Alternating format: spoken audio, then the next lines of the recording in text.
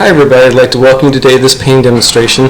My name is Ryan Fox. I'm a signature member of the American Watercolor Society, and I'm a Raleigh-based artist. I'm going to show you my studio in just a second. So I do watercolors, and from this studio at Anchor Light, which is south of the city of Raleigh.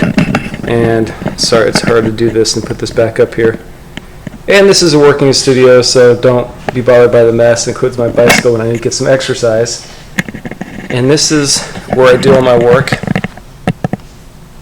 So today I want to talk to you about using opaque paints. Now, watercolor is a transparent medium in general, but when you start to buy the paints, you're going to realize really quickly that some of them are transparent, some of them not so transparent. They're semi-opaque, semi-transparent. Some of them are very opaque. Now, when you buy the tubes of paint, some of the manufacturers will actually tell you on the tube whether it's transparent or not, and this is the Winsor Newton paint, and with Winsor Newton it uses a square, and if the square is filled in, that means it's an opaque paint. If it has like a half square filled in, it's semi-opaque, and if there's nothing filled in the square, then it's a transparent color. Now, the easiest way to figure this stuff out is, of course, just to paint, because if I try to look at the color charts, I'm going to get into that in just a second, I get confused by the color charts because they're really difficult to read and sometimes difficult to find. And when you're trying to figure out if the colors are opaque, semi-transparent, or transparent, of course, some of the tubes of paint tell you whether it is or not, but most of them don't. Daniel Smith, for example, I don't think listed on the actual tube of paint, so you'd have to find their color chart. And here is an 11 by 15 blow-up of the Daniel Smith color chart. These guys are really, really difficult to read. Here's the Winsor Newton one. And again, I've blown these up to 11 by 15 for my students and laminated them so they can actually see what the colors are and the properties they do. But try to read this stuff. I mean, you literally have to use the Hubble space scope to be able to see what this stuff is made of. Now, the easiest way to check to see if a color is opaque or transparent is just to simply take some black paint. What I used here is sepia because that's the strongest staining black paint you can get. Sepia does not pull off the paper very much when you go over with other colors. If you go over it with something that's not as staining black, when you go over with another color, it has a tendency to lift the other colors off, which is what we don't want to do. We're just checking the transparency. So this is sepia on a piece of white paper, and it's 1000% dry. And then what I'm going to do here is I'm going to take some cerulean blue by Winsor Newton. I'm going to mix it up on my table, or my palette, I'm sorry. And so it's not just a blurb of straight paint. And what I'm going to do is take my brush and I'm just going to go across the top of the sepia once. If you go back and forth too much, you're going to start to lift off that paint. Rinse off the brush completely. Now what I'm going to do is I'm going to let's grab some cobalt blue and mix that up a little bit. Take some cobalt blue and go across just the cobalt blue just once. Rinse that brush off, and then let's use yellow. This is Winsor yellow, and we're going to go across this area once. See, even that pulled off just a little bit of the black paint. And let's use some rose madder, and just make sure it's mixed up and not just straight paint. And we're trying to, again, softer brushes make this process a lot easier. And then, final, let's do Jaune Brilliant number 2. I think this is what this one is. This is a Holbein paint. And gonna go just straight across here. When you're doing this, make notes. Write down what these paints are here. And then what we're gonna do now is we're gonna dry this and see what happens here. Alright, so I've dried these paints now with the hairdryer, and you can see here, if you look at this visually, you can see that the Jaune Brilliant really sits on top of this black color. This is very, very opaque paint. If you look at the other colors, Rose Madder is not opaque. The Winsor Yellow is not opaque. Cobalt Blue is not opaque, but the Cerulean Blue, if you get closer to that one, you can see that one's sitting on top of the black paint. So this is an opaque paint. And I'm going to go back to the color charts here that I referenced a few seconds ago. This is the Daniel Smith one, and then I have the Winsor Newton color chart. And I need to print the rest of the color. I use lots of different brands. I need to print all these guys out. But it's on these guys, I think it's kind of a disservice to the artist, because on both of these guys, they list the colors as, they've got opaque, semi-opaque, and they've got transparent. But I think it should be more of like a scale of 1 to 10. And if you go back to what we just did a few seconds ago here on the piece of black paper with the black sepia, When we put this down here, we can see that the Jaune Brilliant, I think that's number 2 by Holbein, is a very, very opaque color. So I would give that a number 1 out of 10 on the scale of opaqueness, with 1 being the most opaque. If you look at the Cerulean Blue, it's sitting on top of the black, but it's not as white, of course, because it's not as light of a color. But I'd say that this is like a 3 out of 10. And then you've got your Cobalt, Windsor Violet, and then Rose Madder. And of course, these guys are pretty transparent colors. They're always going to look like they're sitting on top of the color a little bit, and that's because of the way you glaze and with the way light hits things. But these guys are not opaque colors. These guys are opaque colors, with the Jaune Brilliant number 2 being a lot more opaque than Cerulean Blue. If you're having a hard time telling whether your colors have white in them or not, or if they are opaque, because sometimes the cheaper brands of paint, like Mary's and the stuff they sell, like Michael's, or just the cheaper stores, don't even list what's on the pigment on the tube. So it's kind of, but if you look at them visually, sometimes you can just see and you can just tell. So here's the Cerulean Blue by Winsor Newton that I mentioned earlier, and you can see this looks a lot lighter than the other colors, which means it probably has some white in it. Yellows and oranges are pretty light anyways, they don't get very dark. This is that Jaune Brilliant, which I used a little bit earlier, which is very opaque. Here's some actually titanium white. And then in this corner I have lavender, which definitely has some white in it too. You can just visually see that. It's not a dark color whatsoever. So you can typically tell if it has some white in it or not. But otherwise you do have to test them just to find out if the colors are opaque or not. So here's the next tip when it comes to using your paints as opaques. And this took me way too long to figure out. But watercolor, if you use it as thick paint on top of something dark, you can get any color, whether it's transparent, semi-opaque, or opaque, to function as an opaque color. And that took me, again, just years to figure this stuff out. So again, the key to this is you want to use pretty thick paint. You've got to do it on something mid-value to almost black to make it really stand out. And what that's going to do is, if you have something sitting on top light or on top of the dark areas, it creates this sense of depth. And I do this all the time in my paintings now. I'm constantly dropping warm versus cool on top and into things, using opaques and semi-opaques to create this sense of depth. Alright, let's go back to the color chart we were using before. This is what I did a little bit earlier here in this demonstration.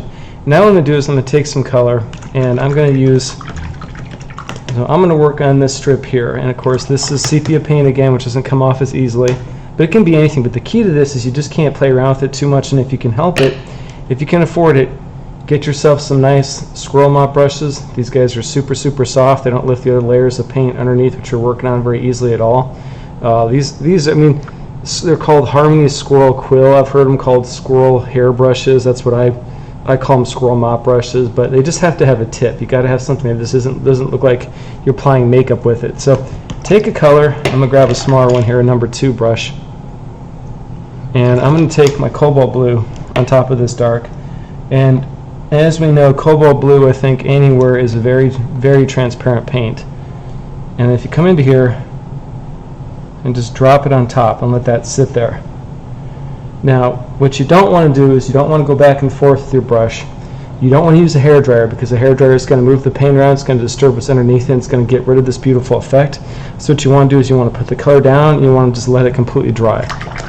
While we're working on that, let's grab some Aurelian. Aureolin, I've heard it both ways. I don't know how it's supposed to be pronounced. And come into here and just put down, and this is, again, is a super transparent yellow. Pretty thick, and we're going to let that sit there and air dry. And then I'm going to come over here with some of the Winsor Newton Cerulean Blue, which, as I said earlier, is an opaque paint. So I would expect that to sit on top of the surface. Put that down and let that sit too. And just for the heck of it, let's grab some Paradon Orange from Holbein. And remember, the key to this is pretty thick paint, soft brushes, and we're trying not to make that other layer mad. So we've got 4 different colors here. I'm going to let that air dry, and then I'll come back and I'll show you what that's going to look like in just a few minutes. Alright, so here the color is mostly dry. It's been extremely humid here in Raleigh lately, and I actually couldn't get this stuff to dry. I was working in the studio for like 2 hours. I did use a hairdryer, just a little bit on it. Again, try not to blow the color all over the place, because that would kind of ruin the effect. But let's see, it's partially wet in just a couple of areas. But if you look at these colors, I'll turn it a little bit so you can kind of see the reflection. It's this is Paranone Orange by Daniel Smith, which is a completely transparent color. It literally is functioning. It's just sitting right on top of the black. Cerulean Blue, which we know is a semi-opaque color, is sitting on top of the black, but that's Aurelian. And Aurelian is one of the most transparent yellows that you can purchase. But because we're using it thick enough and it's a light valued color, it's just sitting on top of the blacks. So we're getting a transparent color to function as an opaque. And then on the other side we have Cobalt, which you don't see as much because Cobalt's a darker blue. It's not going to stand out a lot on the black, but when you put something lighter on top of your darks, it does create this beautiful movement. And I'm going to show some examples here in the future of backgrounds where it's darks, and I lighten things up just to get this movement so it's not all just pure boring black. So now I want to give you some examples of using opaques in watercolor paintings that I've done. So this first example here is a watercolor painting of Salzburg, Austria. And this is a pretty fast, really small painting. It's about 1/8 of a sheet. And what I did is I did a lot of yellows and some browns, excuse me. And then what I did on top of that is I put in some cobalt teal and some sort of a red. I'm not sure if that was like parallel red. I don't think it's cadmium red, but I did it pretty thick. You can see that those just kind of sit on top, and it comes forward. It creates that sense of depth there. For this next painting, this is a full sheet painting of Big Ben in London using 3 colors, and you can see that I used a lot of the cerulean blue on the right hand side towards the Big Ben Tower. What I did is I floated that on top of the reds to just give it a different sense of depth, pushing into the background, but it literally is just sitting on top of that red color. For this next painting of Bratislava, Slovakia, this is a poured watercolor painting also. I realized that some of the areas in the actual center of the painting were too dark, so what I did is I went back with Aurelian, dropped it on top of the darks, spread it out a little bit with the spray ball so I didn't get hard edges, and let that dry. And what that does is that pushes that back into the background a little bit, that dark, and makes those darks to the right hand side come forward. I also did a little bit of dropping blue and on the lower left hand side of the cobalt blue again, just to create more depth so it wasn't all just the same boring blackness. Now the next painting is the Spanish church in Peru, and with this one I ended up getting a little bit too dark in certain areas, so what I did is I went back, and this is actually using ultramarine blue. I dropped ultramarine blue on top of some of the dark areas and let that float on top of it, and it functions as an opaque paint, even though ultramarine blue is one of the most transparent blues that you can also get, but it just creates more variety within those darks. And now we're getting away from the poured watercolor paintings, and this is just a straight up painting. What I did with this painting, this is Panama City, Panama, the harbor. And what I did is I painted the buildings in the background with a strong staining black, probably sepia, I can't really remember. And I masked off the boats, and then I came in and I floated color. I did like the purples and the reds and the yellows. And then after when I was done with that, what I did is I floated white on top of that, and you did multiple layers of white and yellow on top of that. And what it does is that color sits on top of the black color. It pushes the blacks back, and it makes that foggy effect come forward. And this is something that's really easy to do, but you don't use a brush. You literally just drop the color down on the paper, and then use the spray ball just to feather it out so you don't get hard edges, and go one layer at a time. If you go into this with a brush, what happens is you pull off all those beautiful layers of color and you lose that foggy effect. So these guys kind of take me a while. I just kind of slowly build them up, but you get this beautiful foggy effect in the end. So this next painting is to take what I showed you in the last one even further. This painting is the Eiffel Tower in Paris, and I painted the Eiffel Tower and the birds first with medium value sepia. And then what I did is I put some yellow on top of the paper and spread it out and dried it. Then I put some red on top of the paper and spread it out and dried it. And I put some blue on top of the paper and spread it out and dried it. I did about 90 layers of color, and I never used a brush. And what happens when you do this is that whether you're using opaque or transparent colors, the colors are going to work as a semi-opaque. They're going to sit on top of the black. And what that does is it creates this beautiful atmospheric effect, and it looks like things are in the background. Even though this was using Aurelian and probably rose madder, I don't even remember what the red I used, and probably ultramarine blue, but it pushes everything back into the background. If you use a brush, though, you kill that effect. And this painting of the Tikal ruins in Guatemala in Central America is pretty much the same thing as I showed you before with the Eiffel Tower. I painted the temple and the background of the bushes and the trees with black, and with pretty dark black too. And then I came in with opaque paints using titanium white, and then using like Aurelian And I don't remember what red I used here, but I just did one layer at a time and built it up very slowly so that color sits on top of the black.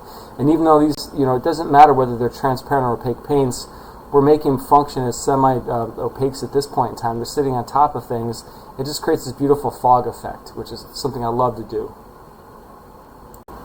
Now this painting was a little something different. I had been complaining about cadmium orange for years. I think it's probably the ugliest color known to man. And I just don't like it. I bought it the first week I started painting. I've never found use for it until I realized that I could use it very strongly as like opaques for backgrounds next to like blues and greens to get that beautiful vibration of opposites. And with this painting, so what I did is I painted the Eiffel Tower first using some blues and greens. And then I came in with cadmium orange, which is very, very opaque, and dropped that on top of the blues. And so it literally it covers it up completely. It works as an opaque. And I think it creates this beautiful vibrancy because you're working with opposite colors here.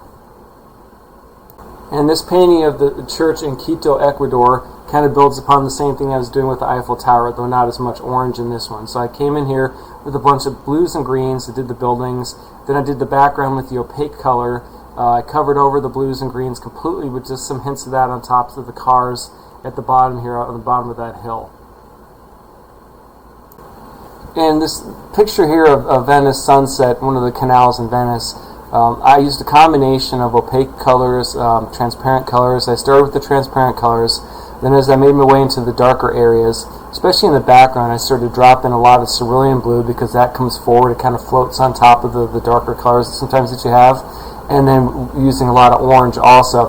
I'm always going back and forth between these opaque colors and the transparent ones because they really do separate. It feels like the opaques are sitting on top of the transparent. It just creates more of a sense of depth without having to actually do a lot of detail. This was a very fast painting. I did this one for a demo. I think it was like a 45-minute painting.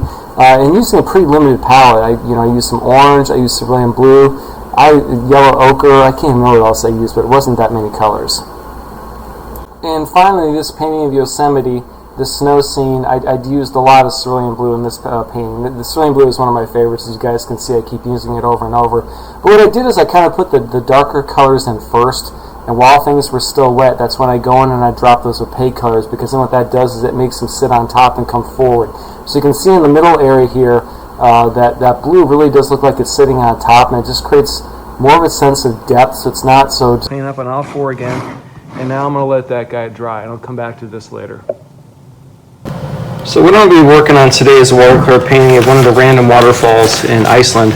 And this one, I think, I'm sure it has a name, but I don't know what name it was because there's 1,000 of them, and this is not one of the big ones. But this is a picture I took, and I like the composition here. So we've got this coming down. This brings you over this direction. It brings you back into this diagonally, so it has a lot of movement. But I don't want the top of the sky to be white, so I'm going to start with that color first. I'm going to start with painting that first. And what I'm doing right now is I want to show you some of the colors I'm going to be using today. And I apologize because this is the last tube I have of cerulean blue by Winsor Newton. It's all been crushed up. But this one does have white in it, but the tube doesn't tell you. I'm also going to be using Holbein Jaune Brilliant number 2. Let's see if I can zoom in on that. I can. Jaune Brilliant number 2. Holbein Lavender. And Daniel Smith Shadow Violet. Looks like I need to get some new colors because these are all pretty much at the end of the tube. So that's what I'm going to be starting with today. Alright, now I'm going to start in the sky area up here, and I'm going to mix up a bunch of cerulean blue by Winsor Newton. And that's the color that has white in it, but the tube doesn't tell you. If you look at any other cerulean blue, though, Winsor Newton's looks very, very distinct. And I discovered this color, what it does by accident, because I did a painting of Machu Picchu, and the background looked like it was a foggy effect, and it was this color, and I couldn't figure out what was going on until I realized years later that because there's opaque in it. And I'm just going to cover this section here. I'm not too worried about getting in. I do have a little bit of masking fluid on this painting. As you can see, I've used Pebeo masking fluid to protect my pure whites. I don't have to try to paint around everything. One thing you have to watch out for with cerulean blue is that it does soak into the paper really fast, so you can't really do water blossoms with this color very easily. At least I've never been able to. It's just one of those colors. It's very granulating. It soaks into the paper pretty fast. And in the picture, it's a little bit lighter on this side, left-hand side.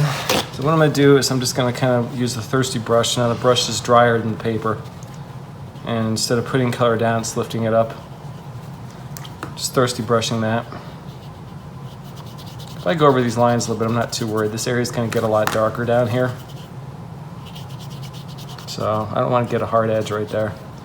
So I'm wicking up some of this excess,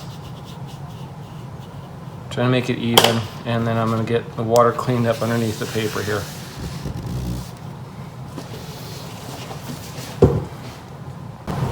All right, so this is still wet up in here.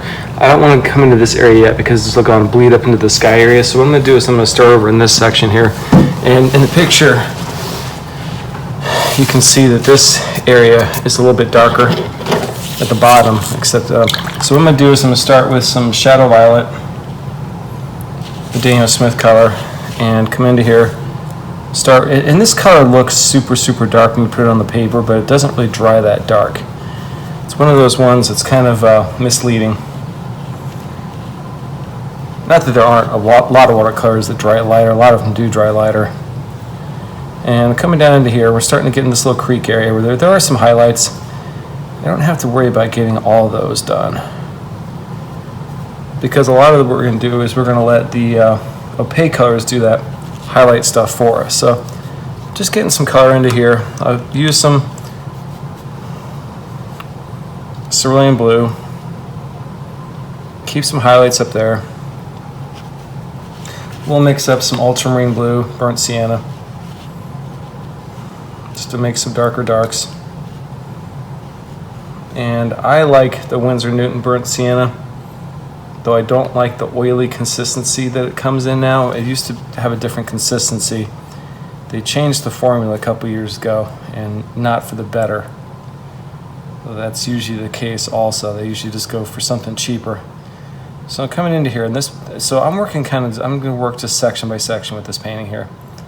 I don't want to get rid of all my highlights yet.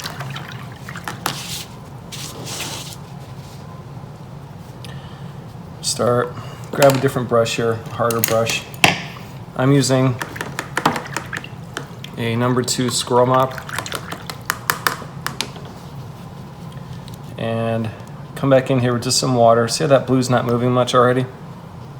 It soaks in the paper super fast. So getting rid of some hard edges now, just coming back with some water.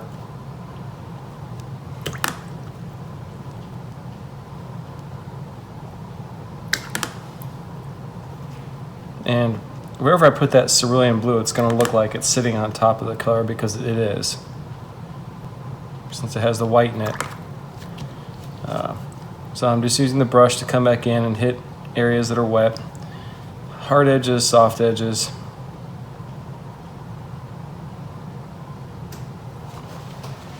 And I just kind of see what happens here. I don't paint too much at once because I want to be able to control the painting. I kind of go section by section. And that way too, if you just absolutely screw something up, you don't waste the whole painting. You just got that little bit you've worked on. Now, down here, come back in with some dark, drop in some dark here. You just got to kind of read as water. And see, this color is starting to separate here. This is the Daniel Smith Shadow Violet, which is actually 3 colors that separate on the paper. And this is really going to stand out, these highlights, once I put the darks back into here, but I'm not doing that right now. Now, in the picture, there are some highlights in this section, and yeah, I've kind of lost them by coming in here with some of these darks, and this is when these opaques start to come into handy. So what I'm going to do is I'm going to take an even smaller brush. I think this is so old that everything's rubbed off on it. It's just a liner brush, a rigger. I don't know what number it is. And I'm going to mix up some pretty strong lavender. That was the Holbein one I showed you earlier. And pretty thick paint. You can visually see this has white in it. You come in here and you start dropping some of this stuff into here. And what it's going to do is it's really going to sit on top of the paint. and the paper. I don't want to do too much because this is all pretty wet right now. So just drop a little bit of this in, kind of let it sit, do its magic. I also have the jaune brilliant color, which I could come into here too with a little bit of that color. And it looks really, really bright right now. It kind of is. And this is wet into wet. I don't want to get super hard edges yet. I'm not worried about losing some of the shapes. I mean, I think it's going to read as rocks and a rocky coast, hopefully. All right. While that's still wet, I don't want to touch this area yet because the color is going to creep out into here. So I just kind of have to kind of work. I'm going to go back into this section. I did a little bit of some drawings here for where there should be some rocks. This is all grasses here. And if I don't like these spots, I can rub these off. That was a bit heavy-handed. I just splattered with the masking fluid.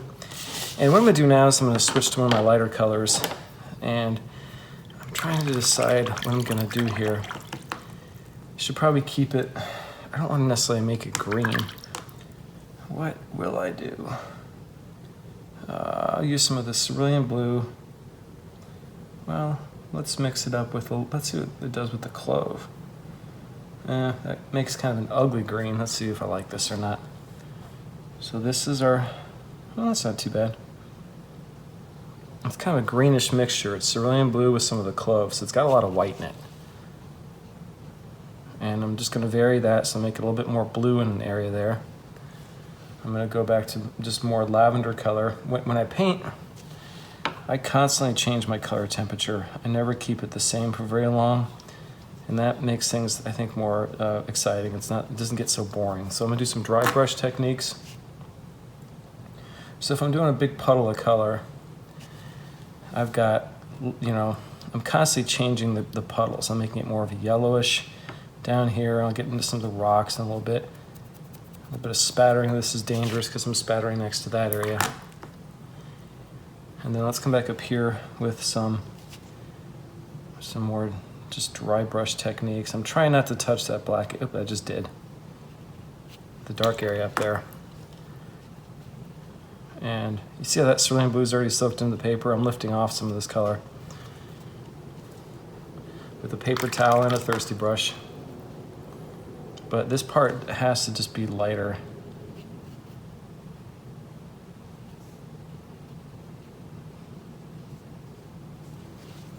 Okay. Take some off with a paper towel. Not super excited by what I did right here, so let's lift that off while I still can, if I can. I can darken that down later too. I'm not too concerned about that. Kind of lost a little shape of the stream here, but I think that's okay. See how that blue, that shadow violet was creeping out there on me. Bad shadow violet. Gonna lose this edge here. This is all kind of rocks down in here. We'll get back into that in a few minutes. This is gonna get darker too. So you wanna come into here now. This is drawing on me a little bit. This is when I can come back in here with the thicker lavender color, which is the opaque. Especially in the dark areas. Remember, these opaques work well. Either you build them up slowly or you drop them into something that's dark. And that really sits on top and makes that come forward. So I'm using more colors than I anticipated using. All right, now up in this area, I'm gonna try to lose the shape of where the water does or doesn't start, because you can't really see it in the picture very well. Bring some blue over here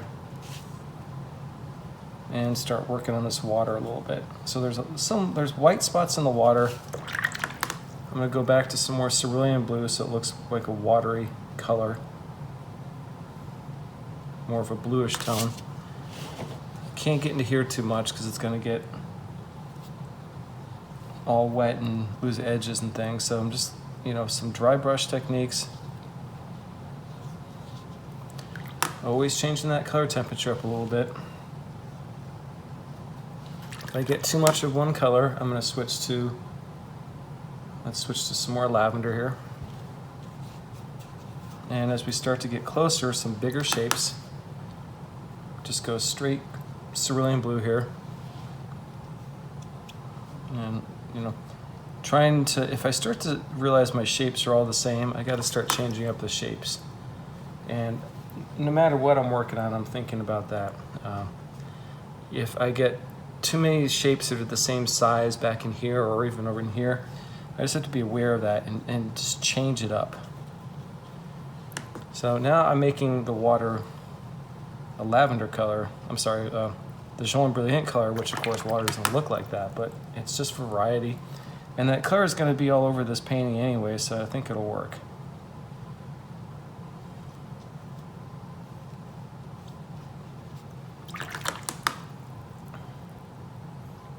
This just might be a disaster. I might just have to start over again. Who knows?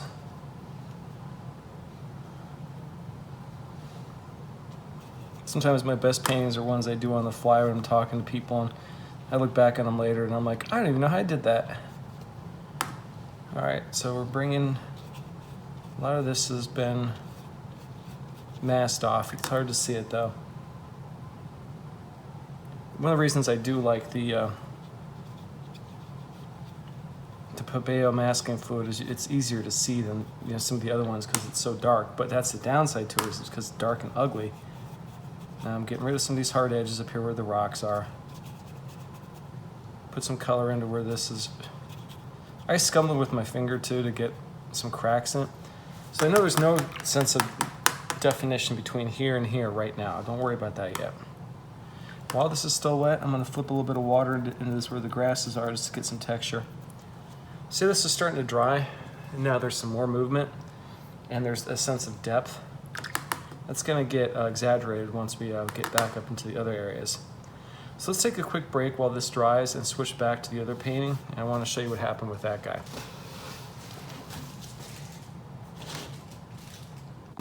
And now we're back to the waterfall painting, and you're going to see that this section is relatively dry, but you see how that opaque color literally just sits on top, comes forward.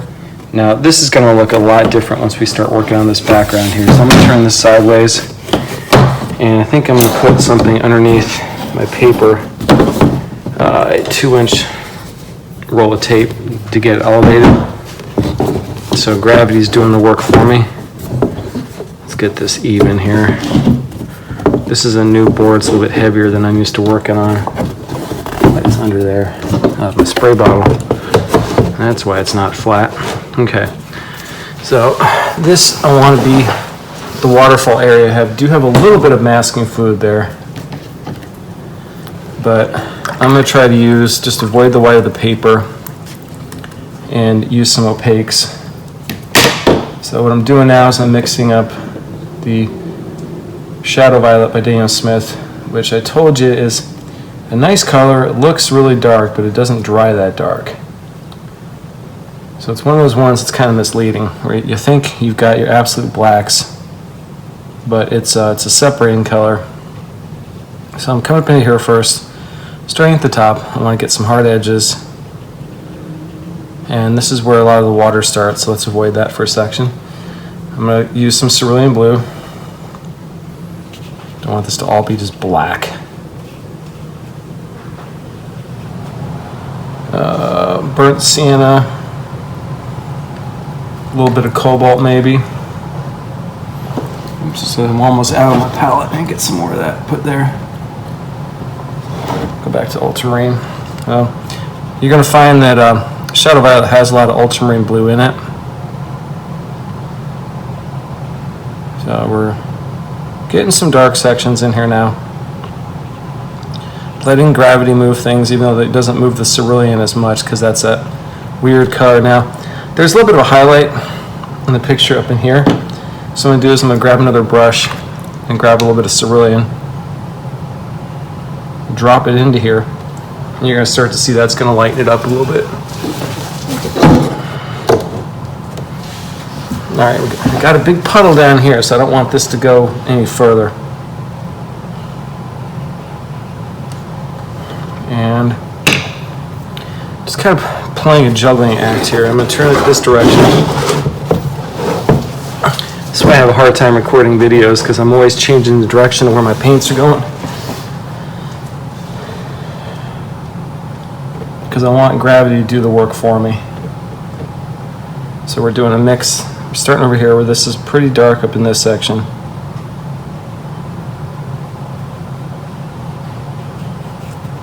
I don't want this to all be the same color. That's really boring. So again, constantly modifying it a little bit, throwing some more ultramarine blue into here. Throw some burnt sienna into it just for some variety. Ooh, that's way too strong. I didn't mix that up very well. Put my picture here, and as things get further down on this image, they do get a little bit lighter around the water. So there are some dark sections up in here, and I got to kind of go fast here because the stuff starts to dry on me so quickly.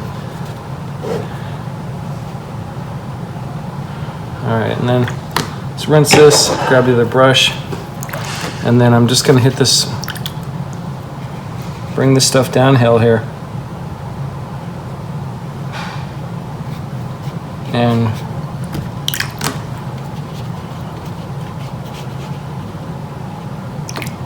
okay. So I'm just letting gravity move things here, just hitting with water. Letting the colors come down, doing some water blossoms, just create the rocks, effect of rocks, just something different. Don't want pure white in here or there. Want to get rid of hard edges. Now there's a lot of light areas back in here where all the water's coming down. So let's just still knock back some edges, lift out some color. Oops, dripping into my sky. Let's not do that. It's always a process of taking some color off, putting some back on. This cerulean blue works well, so it looks kind of foggy. So I'm dropping in right now some more mixture of cerulean blue. Doing some dry brush techniques here. Oops, that was too dark.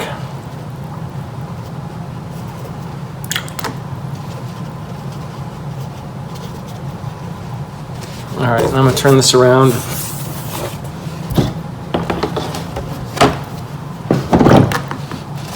And survey the damage. Make sure I'm still centered here, yeah. Okay, so there is some darker rocks up in here, which I'll get to in a few minutes. Some streaks coming down here. Make it look more like rocks, drop some things in. Do some lifting.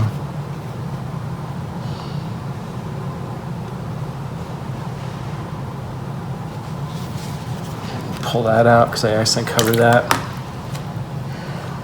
And then what I'm going to do is I'm going to switch to, so I'm lifting off a little bit now. I'm starting to get an effect of mist, I think.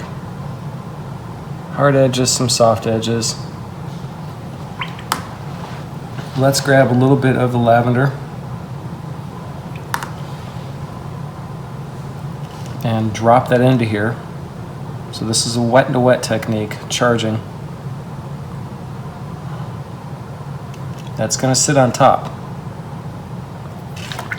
Rinse off the brush. One thing I haven't said yet, which I'm not sure if I need to, hopefully you guys know this, but if you're trying to get pure color, you got to have pure water.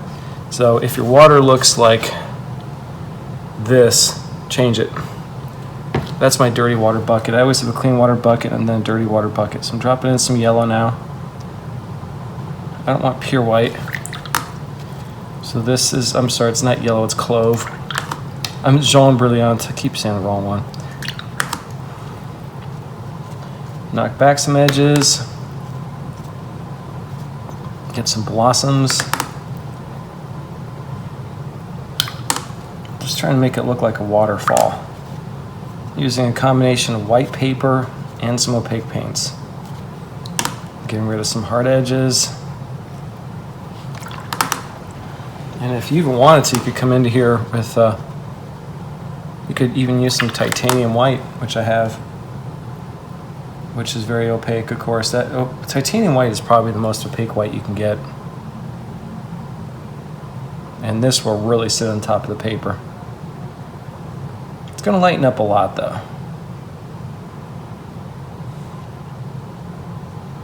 But the problem is it never looks as white as the real paper. So now we're getting that good contrast here between the light and the dark.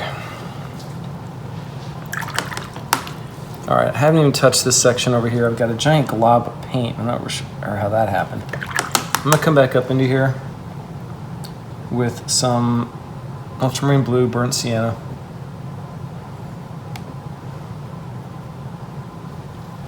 And put some darker shapes into this area now. So I go back and forth between the lights and the darks.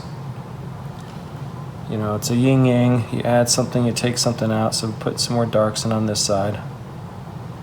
Let's make this top section darker like it looks in the picture. Not that anyone's going to be like, oh, I remember that waterfall, because if you've been to Iceland, or if you haven't been to Iceland, every time you drive around a corner, there's another giant waterfall. My kids, after a while, were like, Dad, not another picture. I'm like, oh, come on. They got tired of me stopping for photographs. That's what I do. So I'm putting in some darker shapes while things are wet. And I'm still getting some, you know, not hard edges yet. And I do have masking fluid down here, so I will get some hard edges when I do pull everything off. If it's too much, take out a little bit of it. Use a clean paper towel, or a clean portion of the paper towel. And through a combination of taking out some color and using some opaques, we're starting to get kind of the foggy effect of the water coming down here. This, I think, is dry now. It's mostly dry. And I'm just looking to see what I want to change here now. There is, in the original picture, there's a couple darker rocks in that center area, which I'm kind of hesitant to do right now because everything's really wet. I'm trying to fudge it. If you're working into wet paint, the thicker paint, the less water you use, the less it's going to move on you. So if I'm trying to get back into here, that's pretty thick paint. It's not going to move a whole lot. The more watery the paint is, the more it will move on you. So a little bit of the darker streaks coming through here. That's too dark. I could switch to kind of an opaque at this point in time.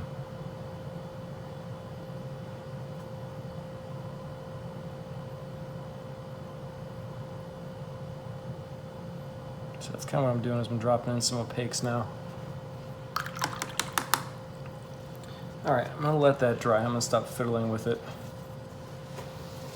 Go back to the other picture here. Oh, we are back to the Puno painting, and you can see here we're really starting to get this beautiful glow in this. And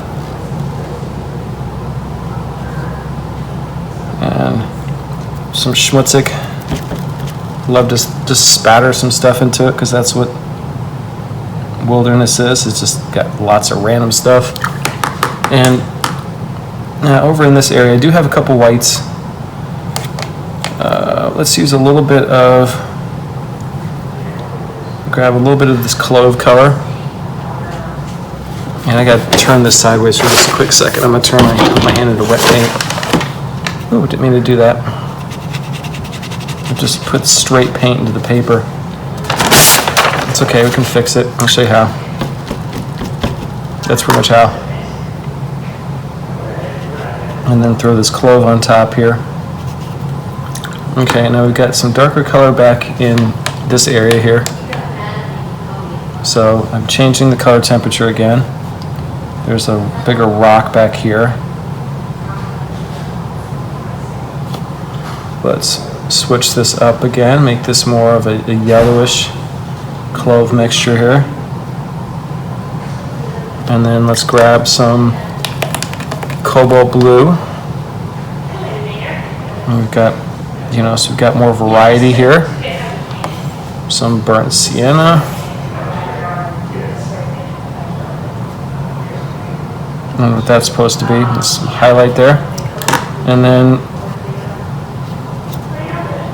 I'm just going to try to hit some edges and kind of feather this down so I have all hard edges here. We'll pretend that this is just some grasses and things in this section.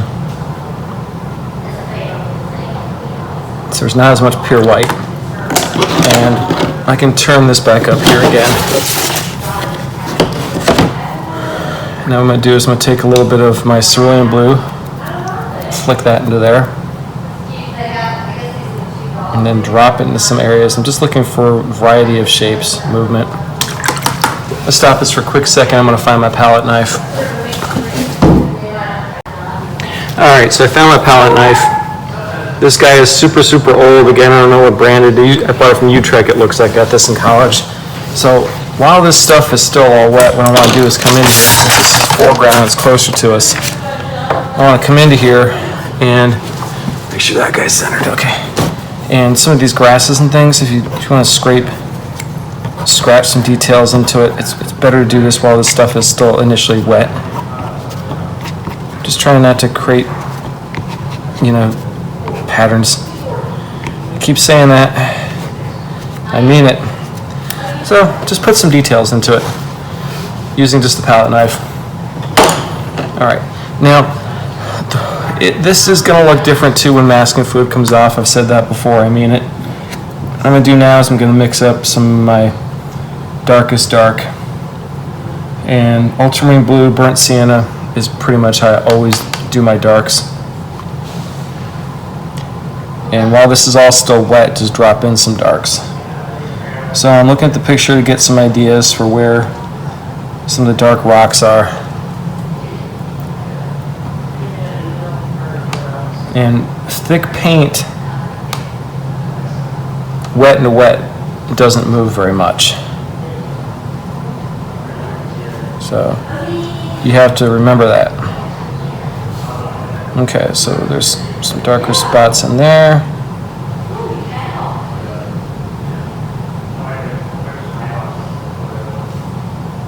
Some dark spots there, some dark spots back in here. I don't want to put too many darks over here. Well, let's do a little bit there. Make that come forward a little bit. Do a couple spattering things. And then what I'm going to do is I'm going to turn this sideways here. So on that, I want to start to get to some of these areas because in the picture there are some dark rocks in the water and you got to kind of get that, but you don't want them to be pure black. Now in these sections, if you want to bring out some highlights right now, that's when you come into here with some of your opaques. And I could mix up a little bit of my jaune brilliant and drop in a couple, spots just to create a little bit more movement and variety.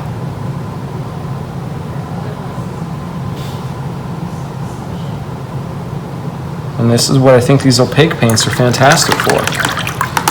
A lot of these guys that I'm using have white in them, but as long as it's something like, you could use a cadmium, that would definitely sit on top of the surface. I don't really use cadmiums. I've bought a few over the years. I've never liked them that much. But I'm cheap. I'm not going to throw things away, but I just don't use them. So now I'm putting some rocks in. And I'm starting to do the same color for all those rocks, so let's switch it up here. Let's go to some more cerulean here.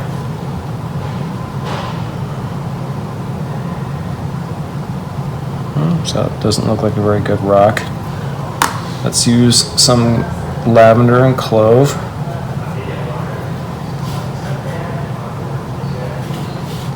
Not sure what's supposed to be over there. some hard edges, some soft edges. I'm using a small brush now.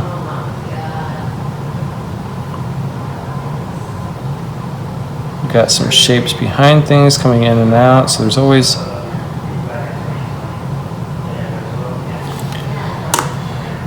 and I'm going to grab some of the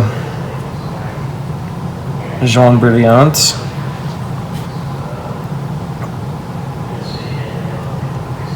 Just a little bit darker, not too dark. If I do too much of that, switch it up.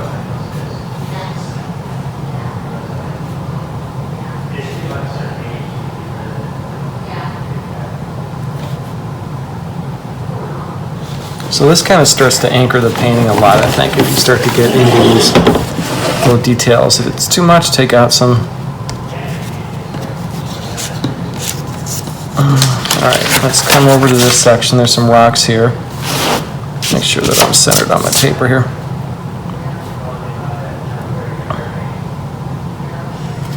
Let's switch that shape up with the color. Let's switch to some cerulean blue here. There's a little rock over in this section. A couple here. Let's switch that color again.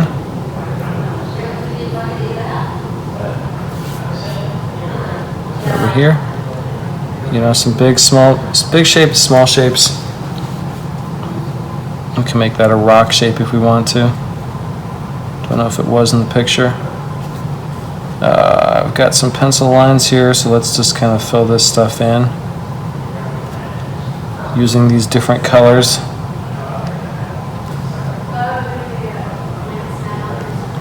Okay, hopefully that starts to read as rocks. Hopefully these are reading as rocks. I have not done anything in this section yet, but this is the same idea. I'm going to come into here. I don't want pure black.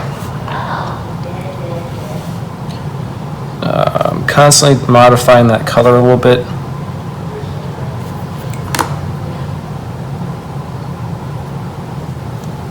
On my palette when I'm painting,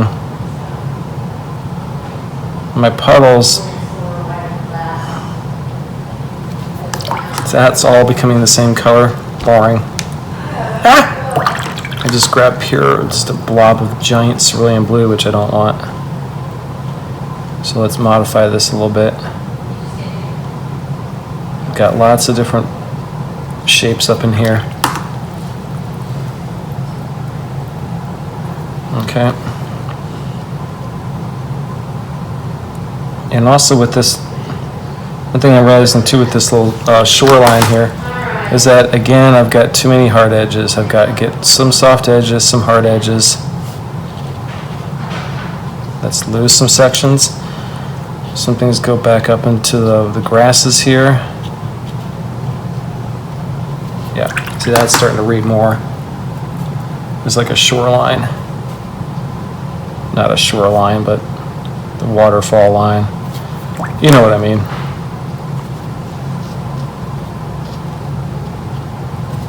Okay.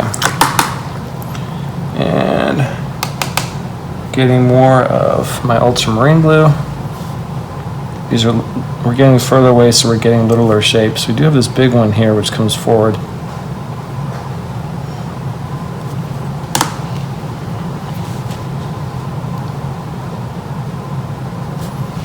And again, I'm grabbing different puddles of my pile, different sections of my puddle. So my puddle has a lot of different colors, and I kind of keep little sections of it. And I'm starting to get too much of the same shape here. So let's modify that and put some other shapes into here.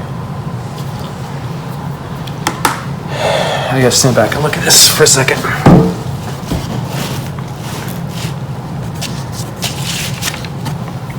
Okay, I don't like what's going on down here. To me, this section's reading fine. Let's knock back some edges here while things are still a little bit wet.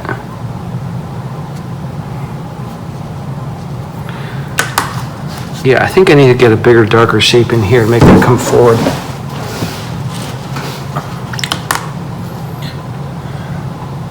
So, I'm grabbing some more ultramarine blue. Cobalt blue, I'm sorry. With burnt sienna, which will make a dark color but not black. There are some darker shapes in here.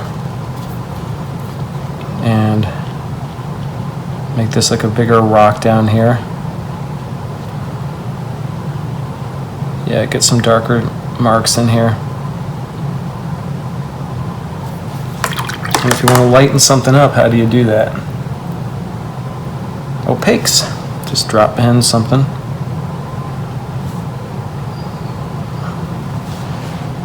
It's a little bit better. There was a bigger rock section in here, so let's grab this, just a little more variety.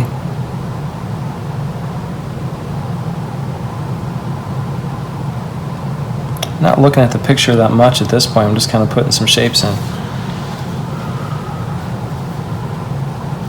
Do some little detailing for where the water comes down into this section. This is more dry brush effects.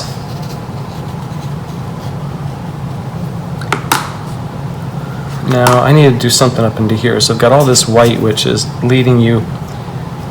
You gotta get rid of that. There's not really much white in that section in the picture. So actually, let's just cover all this with a lighter, just a color. And I'm going to do the same thing for the whites back in here. So now what I'm doing is I'm knocking back the whites.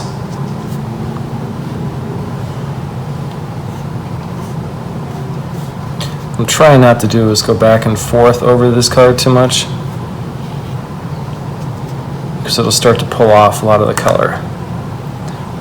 Even though I use cerulean blue, which is kind of a staining color. See, now getting rid of that kind of makes your eye go here a little bit more. And sometimes with this you even have to use color, you just use your dirty water. It's enough to knock it back. And then what I need to do is, this section of the picture here has a lot more contrast. And so what I'm going to do is I'm going to come into here now with a darker dark.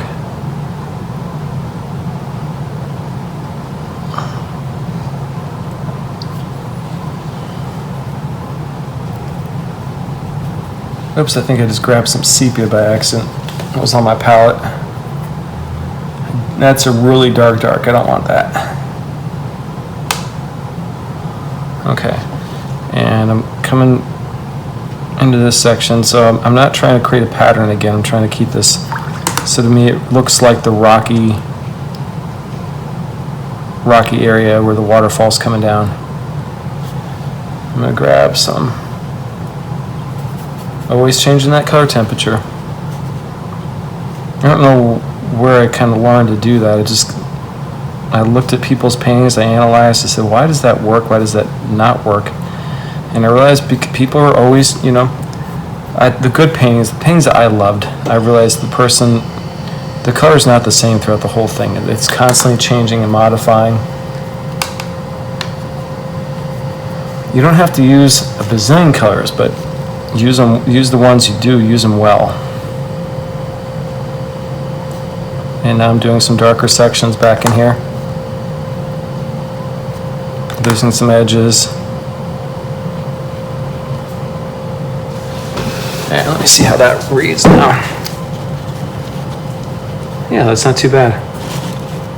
Alright, we're going to dry this and we take off the masking fluid and see what corrections we have to make. Going back, I want to make. One is I don't like what's going on here at all. I feel like you're just kind of losing this section, and what I think I need to do is I need to kind of anchor this section over here with something darker. So in the picture, there's a couple darker rocks in this section, so we're just going to put some darker shapes back into here. I just think I think that will help float it a little bit better. So I'm kind of just making this up, getting ideas from the reference picture. Some hard edge, some soft edges. There's a lot going on in this section. Change that color temperature up a little bit.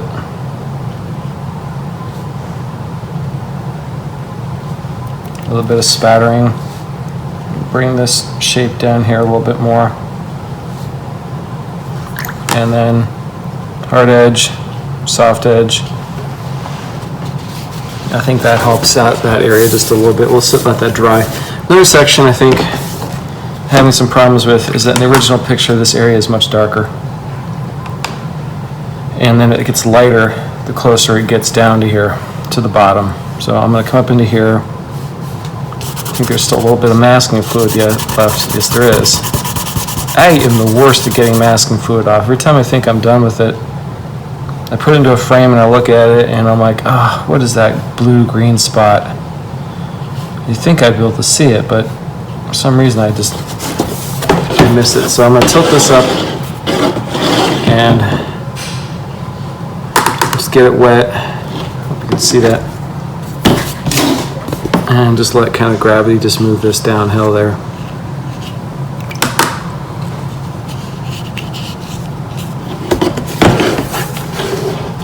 Actually, I'm going to use my tape. And that also kind of helps to reinforce, I think, the effect of the mist coming down here. So let's grab some more of this. And again, I'm modifying the color temperature.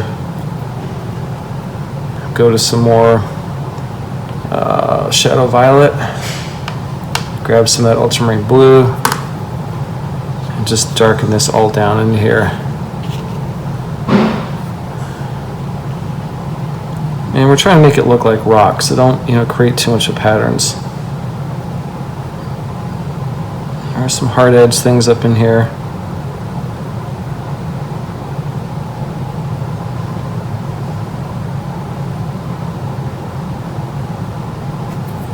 See, that's a hard edge there, but I should have done that wet to wet. I'll lose a little bit of that. Okay. Do another darker section up in here to make that kind of pop out against the background. And I want to change that color temperature yet again.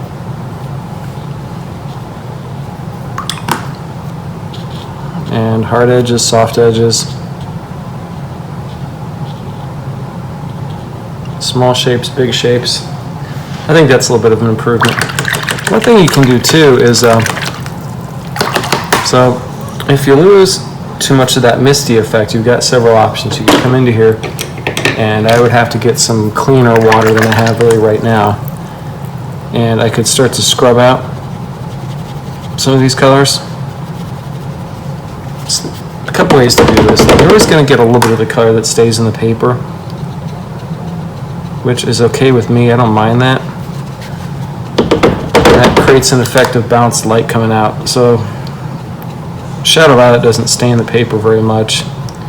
It's Viridian, ultramarine blue, and I can never remember what the other color is, but you can get it out of here. So if you scrub a little bit, use a clean paper towel, cleanish water, you can start to lift off some of that. You can get some of that color off of here. Sometimes it's a matter of just coming back and forth and pulling things off, putting some things back down. If you want to get harder edges, get an incredible nib, and that will really scrub and lift off in just a section. I do have to switch to a cleaner paper towel. This one's pretty dirty right now.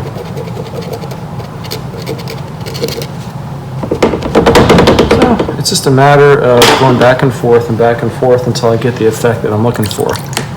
Oops, I just splattered water all over my painting. That's no good. You also, and I really should change my water. Yeah, if you could take a little bit of white, titanium white, which again is the most opaque white that you can get, and put this down here, and this is going to sit on top of what's underneath it a little bit. Never going to look as white as the paper, but it can get you kind of close.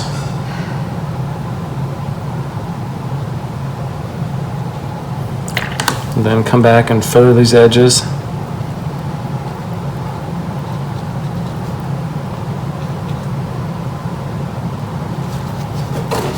Let me turn it around and see how that looks now. Yeah, I gotta stand back and take a look. Yeah, this got a little dark up in here. Just take that, even though in the picture it is pretty dark.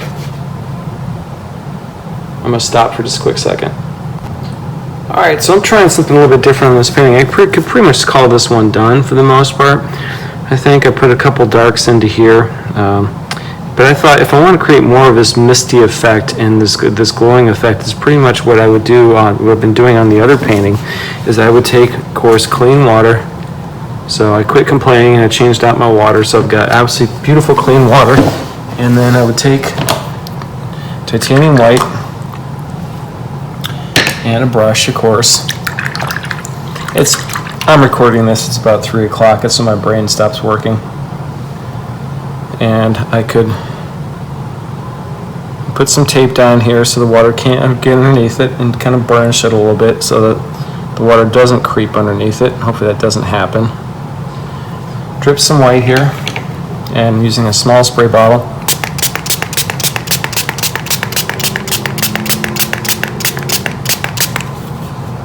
And then move it around a little bit.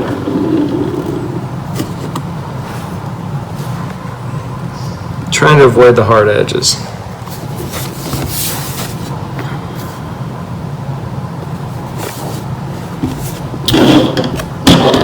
The more water you put down, the less of the effect it's going to have.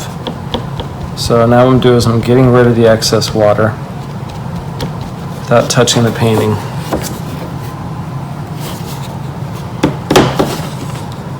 And now I'm going to let this dry. 3 o'clock, people, that's what happens. Alright. And I'm going to let this dry. Don't use a hairdryer on this though, because what it does is it blows things around too much and it lifts off the color that's underneath it and pulls it and mixes it together. So if you can, just let this air dry. Hopefully we don't get much buckling. There's some bigger puddles than I had anticipated. If you think it's going to be an issue, you can wick up with a thirsty brush. Wick up a little bit. Again, we're trying not to disturb the color that's underneath here. I don't think that will happen because it's pretty light. Just wick up with a thirsty brush that puddle so you don't get warping. All right, we're gonna get these guys dry and I'll show you what it's gonna look like in just a second here. Okay, so I think we're almost done with this guy. I dried everything. Make sure it's 1000% dry, especially before you take the tape off. And I always peel from the area where I didn't paint from, just in case something is still wet here. And hopefully the color didn't get underneath the tape. A little bit did over there. And step back and take a look at that. Now that looks like it's got a nice beautiful glow, and that was created using a lot of these opaque paints. And so now what I would just do is I'd take a look at this guy and I'd say to myself, well, what adjustments do I have to make? I still feel like this needs a little bit of work in here. Do a little bit in that section. Perhaps a little bit over here, losing some edges. I like what's going on here. I think I'm going to get rid of some of these really dark darks up in here. I think that's a little bit too much. I think my eyes go in there too quickly. This has a lot of contrast. Your eyes go in here and then it moves you this direction, I think. So I think there's lots of good things about this, but you can see in this close-up, there's a lot of color sitting on top of the color, opaques, floating things. This hope that gives you ideas on how to use some of these colors. Like, they really are useful in watercolor, and there's so many different ways to use them. And returning to the Pruno painting, and now this is starting to get a beautiful glow to it. Look at this. So what you could originally see in the beginning up in here along the shoreline of the lake, which I'm not going to name, it's you can barely see that line anymore because it's hidden underneath the, what did we do, 4 layers of color. We did use some opaque, so we used a lot of transparent. So I could just continue to build this up. I could do layer after layer after layer to get this beautiful glowing effect. But this is what I've gotten after 4 layers already. I haven't done anything down here. Maybe I'll start to float some blues down here and go back and forth between yellows and blues. But you don't want to do all that at once because you're going to end up with green. So it's just a matter of going back and forth on the image, sometimes dropping the color down, letting it sit on top, making those opaques that work as opaque, making a transparent work as transparent, but there's so many different ways to paint with watercolor, and that's why watercolor is so easy, right? That's a joke, everybody. I'd like to thank everybody for coming to this painting demonstration. Hope you learned a thing or two about opaque paints. Hopefully more than that. But opaques, are great colors to use. It took me a long time to figure this stuff out, so hope you guys have figured this out a lot quicker. Again, my name is Ryan Fox. If you want to get a hold of me, you can have my email address up here. Over here. That's really smooth. But you can contact me via email. I also have my website after this too. So thank you very much for coming. And if you have any questions, don't hesitate to contact me. Good luck painting.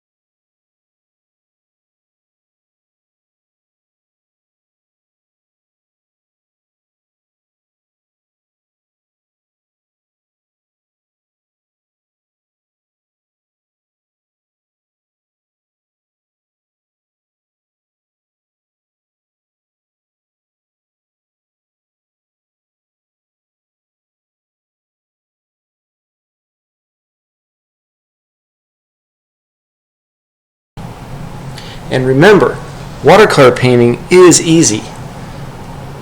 Of course, as I say that, I'm checking to make sure my nose isn't getting any bigger right now.